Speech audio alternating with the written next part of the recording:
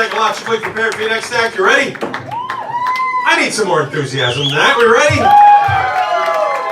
Very funny guy coming to the stage right now. He's super funny. He's also one of the top creators of memes on Instagram. He's got millions of followers. Some of you may follow him, and some of you may just have friends that send you his shit and make believe they thought of it. So please welcome a very funny man, Sinatra. Clap for him!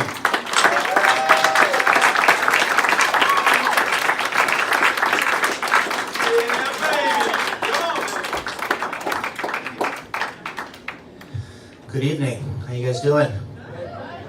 Does anybody know who I am? Or I didn't think so. Good. Thanks, John. Appreciate that. That's how I like it. Thanks for coming out. I personally probably wouldn't have come to a comedy show tonight with this weather, and I don't have a joke for it because I'm just too angry about the snow. So I just want to acknowledge you for being dedicated. And not to start off the show sad, but I do feel the need to talk about Stephen Hawking, who passed away recently. Yeah, it's very sad.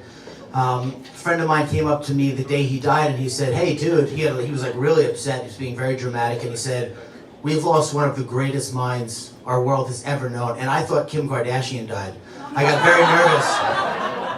I said, "No. Who died?" He said, "Stephen Hawking." I said, "Oh shit, that's right. I forgot he was alive. That's really sad." And he goes, "Yeah, it's sad. It's crazy. I didn't even know he was sick." Okay, that's interesting. He lived sick. He was synonymous with sick, and he was the only person that was smarter than the technology keeping him alive. You could ask him any question you wanted, he would spit the answer out in a robot voice. He was like the original Alexa. So shout out to Stephen Hawking. Rest in peace. Anybody here go to the gym? We got any gym people in here? Yeah, I'm thinking about joining. I don't know, you know. I do Pilates and shit like that. I don't want to get too big. I'm kidding, obviously I'm huge. I did push-ups in the bathroom, and I've been lifting weights since I was 13, so about 25 years, and it's been a big fucking waste of time, to be honest with you. Really, honestly, it's given me back so little. It's probably kept me from getting mugged a couple of times. I'll give it that. Other than that, it is literally all downside. You know, as a young man, you start training, you think, oh, this is going to help me get chicks. Definitely. And when you go out at night, instead of girls coming up to you asking you to touch your muscles, it's just dudes the whole night. Like, how much do you bench, bro? How much protein do you eat? How much do you think I should eat? I don't know. Please leave me alone. It's not why I started this. Or you get the older guys coming up to you like, "Kid, you look good. I used to look like that." No, you didn't. And I don't know why we have to go through this. You also get very weird compliments, and I hesitate to even use the word compliment. I was at work years ago, and this guy was just sexually harassing the shit out of me to try and get me to take my shirt off in front of the whole office. And I was like, "No." And he was like, "Please." And I said, "No." So it went on for like 10 minutes, and finally I said, "Why?" He goes, "I don't know, did you just have like an interesting body?" Really interesting. Okay, that's adjective and noun I've never met before, ever. And that's interesting you would say that. So I am I'm married with kids, so clap because I'm in a lot of pain because of that. Being married is fun, right?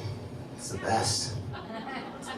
When you get married, everyone gives you the same advice. They say, don't go to bed angry and never let the sun set on an argument, which is like, okay, cool, when am I going to sleep?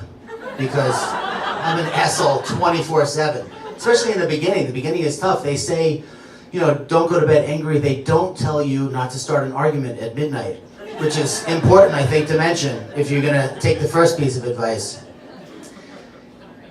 And being married, something nobody thinks about, I didn't think of it anyway, that you inherit the in-laws, right? You get these in-laws, which is a thing. Like, sometimes it's good, sometimes it's bad. Thankfully, my mother-in-law is a great person, but my wife's relationship with her is a little weird. And I have to manage that. I have to, like, be there for that. And it's just constant. She thinks she's mad at her all the time. She's like, my mom is mad at me right now. She hates me.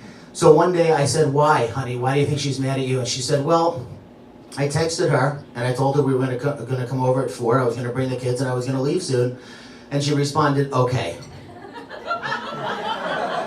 Yeah, I can understand why you'd think she hates you.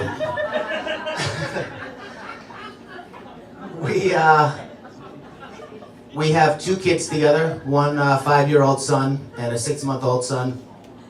Yeah, they're very cute. It's a very cool thing to be a dad. Does anyone know who Ryan is here on YouTube?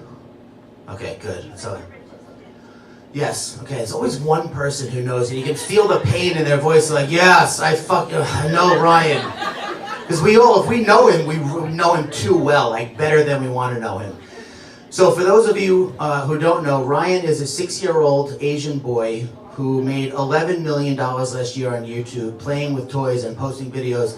And I mention he's Asian because now every time my son sees an Asian boy in public, he yells Ryan, and I'm like, dude, you gotta stop. You're making me look like a real racist piece of shit right now. I can't explain to him yet what that's all about. But yeah, he watches this kid all day long, and I'm not one of those people who's like, kids today are too soft, because when I was younger, I would leave my house in the morning on my bike. Nobody would know where I was. I wouldn't even know where I was going. No cell phone, and I would come back whenever I wanted. And I got into so much trouble out there. It was so dangerous. I got into drinking. I got into drugs. I got into fights. I almost got kidnapped like 4 times. Thank God I was fat, so I was hard to grab. Little chubby, slippery kid, just gonna left the swimming pool. I feel like making fat kids heavy is God's way of keeping us safe, because it's like never see my parents again. Candy, it's not as easy as a choice as you'd think. So he watches this kid all day long, and I watch him and I'm like, watching my son watch another kid play with toys.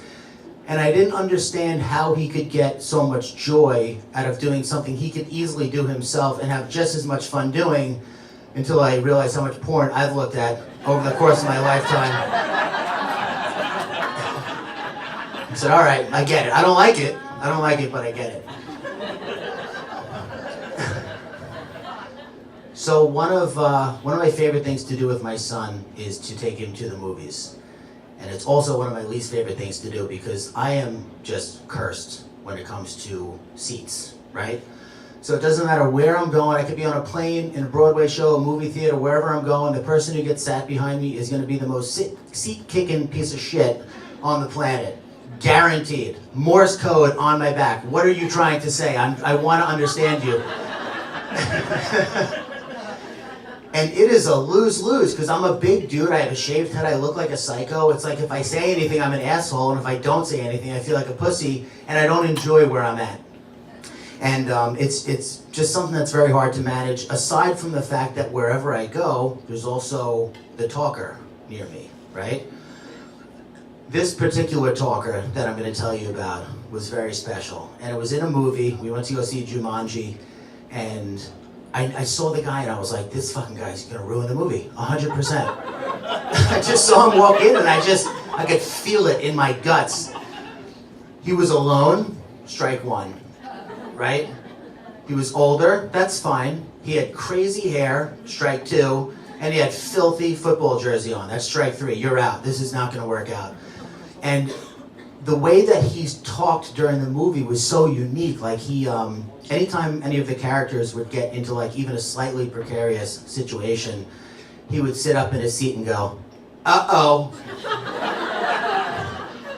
He would alternate between that and not good. Like, yeah, we know, dude. Can you shut the fuck up, please? And I was with my son and I was like, furious inside, and I started to feel bad for him. I'm like, what if he's like that in real life? You know what I mean? Jim, it's Charlie from the bank. Your loan's been denied. Uh-oh. Jim, I can't take it anymore. I'm leaving you. Not good.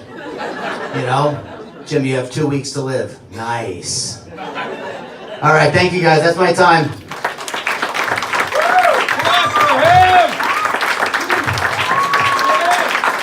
Give it up for John Truson coming back to the stage.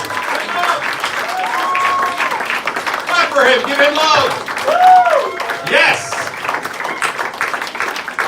There you go. All right, we're going to keep rolling. Another very funny guy coming to the stage right now. This guy was the winner of actually 2 years. Was it 2 years ago? It was 2 years ago.